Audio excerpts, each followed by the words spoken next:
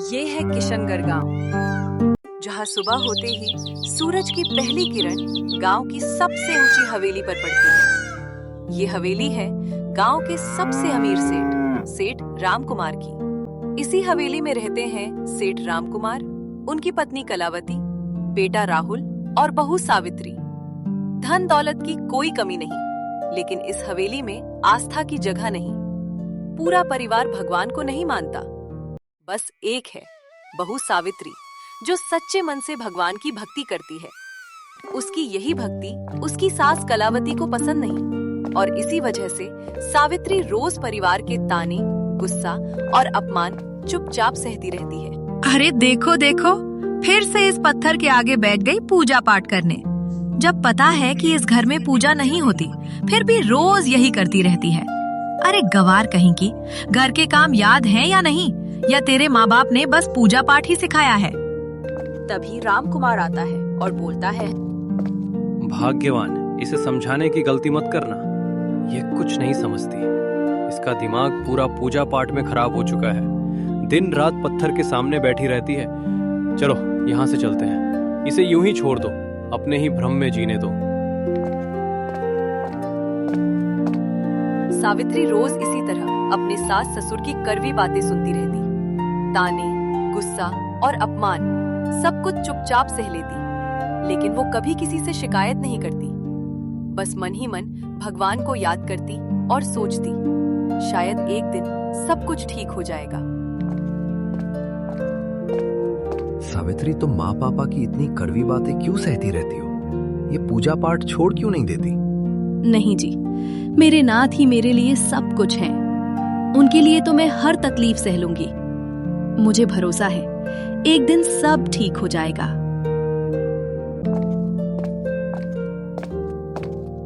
माँ, तुम सावित्री से इतना कड़वा मत बोला करो। अगर उसे पूजा पाठ करना पसंद है तो उसे करने दो। तू चुप रह नालायक। जब तुझे पता है कि बरसों से हमारे घर में पूजा पाठ नहीं की जाती, तो भी ये पत्थर को पूजती रहती है। बड़ा आया बीबी का पक्ष लेने वाला। अभी से बन जा जोरू का गुलाम। सावित्री का पति राहुल स्वभाव से बहुत सीधा साधा है और अपने माता पिता के सामने बिल्कुल नहीं बोलता। राहुल अपनी पत्नी के पक्ष में अपने माँ पिता के सामने कुछ नहीं कह पाता।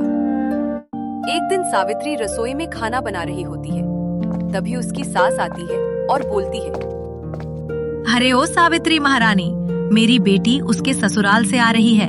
अच्छा खाना बना लेना और उसकी सेवा करना, नहीं तो पूजा पाठ में ही लगी रहे। जी माँ जी। दोपहर के समय सावित्री की ननद राधा अपने ससुराल से घर आती है।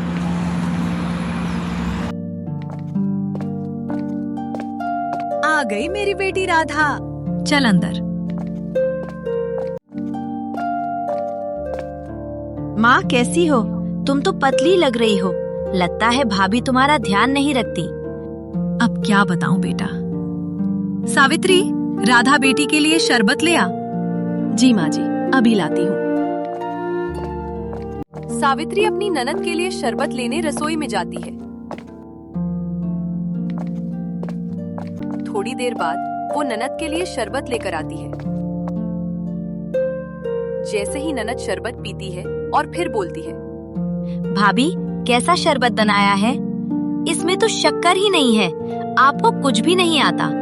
इससे अच्छा शरबत तो हमारे यहाँ के नौकर बना लेते हैं। दीदी, मैंने शक्कर कम डाली थी ताकि ज्यादा मीठा ना हो। इस नालायक से पूजा पाठ के अलावा कुछ नहीं होता। चल बेटी, मैं तुझे अच्छा शरबत बनाती हूँ।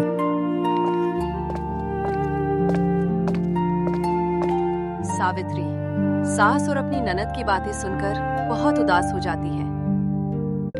वो भगवान के पास जाती है और बोलती है, हे नाथ, मैं कुछ भी कर लूं, मेरे ससुराल वालों को मैं कभी पसंद नहीं आऊंगी। रात हो जाती है। सावित्री सबके लिए प्यार से खाना बनाती है और धीरे धीरे सबको परोसती है। बहू, आज तो खाना ठीक ठाक बना है। हाँ भाभी, आज का खाना अच्छा बना है। लगता है आज ज्यादा पूजा पाठ नहीं की, सीधे खाना ही बनाया है अच्छे से। इस गवार को खाना बनाना भी मैंने ही सिखाया है, नहीं तो इसे पूजा पाठ करने के अलावा और क्या ही आता था। सब लोग खाना खाकर अपने अपने कमरे में सोने चले जाते हैं। सावित्री दुखी मन से अकेले बैठकर खाना खाती है। रसोई का सारा काम खत्म करके वो पूजा घर चली जाती है। हे भगवान, मेरे परिवार वाले आपके बारे में जो भी बोलते हैं उन्हें क्षमा कर दीजिएगा नाथ। भगवान से ये प्रार्थना कर सावित्री अपने कमरे में सोने चली जाती है। अगली सुबह सावित्री सबसे पहले उठ जाती है। नहा धोकर भगवान की पूजा करने लगती है। तभी उसकी ननद राधा वहां आती है और चिल्लाते हुए कहती है, अरे यार भाभी, इतनी सुबह सुबह ये घंटी क्यों बजाने लगी? ढंग से सोने भी नहीं देती, मेरी नींद पूरी नहीं हो पाई। अरे बेटी, इसका तो ये रोज का है, हम भी इससे परेशान हैं। सावित्री भगवान की पूजा खत्म करके रसोई में चली जाती है। वो सबके लिए नाश्ता तैयार करती है। सब लोग नाश्ता करते हैं। तभी घर के दरवाजे पर एक साधु आते हैं। साधु बाहर खड़ा होकर जोर जोर से कहता है, भिक्षाम देहि, भिक्षाम देहि। हे देवी, भगवान के नाम पर भिक्षाम देहि। सावित्री अंदर से खाना लेकर बाहर आती है। तभी उसकी सास कलावती उसे देख लेती है और गुस्से में बोलती है, सब कुछ इन ढोंगी साधुओं पर ही लुटा दे, घर भी दे दे और जमीन भी दे दे। ये भिखारी हमेशा आ ही जाते हैं भीख मांगने भगवान के नाम पर। माँ जी, ऐसा मत बोलिए, साधु भगवान समान होते हैं। तभी साधु गुस्से में बोलता है, ये मूर्ख स्त्री, तेरा अहंकार एक दिन जरूर टूटेगा।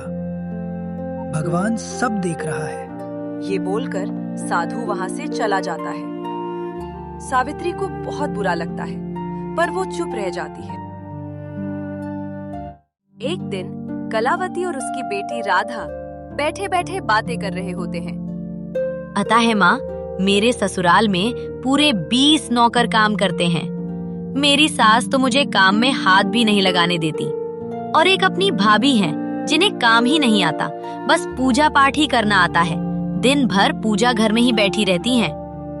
अरे हाँ बेटी, एक नंबर की गवार है ये, पत्थर को पूछती रहती है। मेरी तो किस्मत ही फूट गई इस गवार को मेरी बहू बनाकर। सावित्री उनकी बातें चुपचाप सुनती रहती है, फिर बिना कुछ बोले धीरे धीरे अंदर चली जाती है। ऐसे ही दिन बीतते गए। कुछ समय बाद ननद अपने ससुराल चली जाती है। ठीक है माँ, मैं चलती हूँ, अपना ध्यान रखना। ननद अपने ससुराल चली जाती है। एक रात सब गहरी नींद में सो रहे होते हैं। एक चोर चुपके से घर में घुसकर तिजोरी के गहने चुरा ले जाता है। अगली सुबह तिजोरी खाली देखकर कलावती के होश उड़ जाते हैं। कलावती जोर जोर से चिल्लाने लगती हैं। हाय राम, मैं तो लुट गई, बर्बाद हो गई, मेरे सारे गहने चोरी हो गए राम। कलावती की आवाज सुनकर घर के सभी लोग दौड़े चले आते हैं। माँ, क्या हुआ? आप इतनी जोर से क्यों चिल्ला रही हो? सब ठीक तो है ना? अरे बेटा देख, तिजोरी में एक भी गहना नहीं है, सब चोरी हो गए। ये सब इसी मनहूस सावित्री की पूजा पाठ की वजह से हुआ है। अरे ओ गवार, अब बता, तेरे भगवान कहाँ थे जब चोर मेरे गहने लेकर जा रहा था?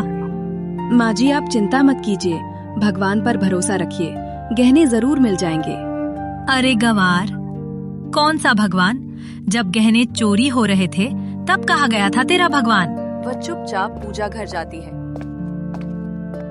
और भगवान के सामने हाथ जोड़कर प्रार्थना करती है। हे भगवान, कृपा कीजिए, माँ जी के गहने जल्दी मिल जाए नाथ। बाहर से अचानक एक गांव वाले की आवाज सुनाई देती है। सेठ जी, ओ सेठ जी, जल्दी आइए। अरे क्या हुआ भाई, इतनी तेज आवाज क्यों लगा रहे हो? सेठ जी, ये आपके गहने हैं। मैंने रात में एक चोर को आपके घर से इन्हें ले जाते देखा था।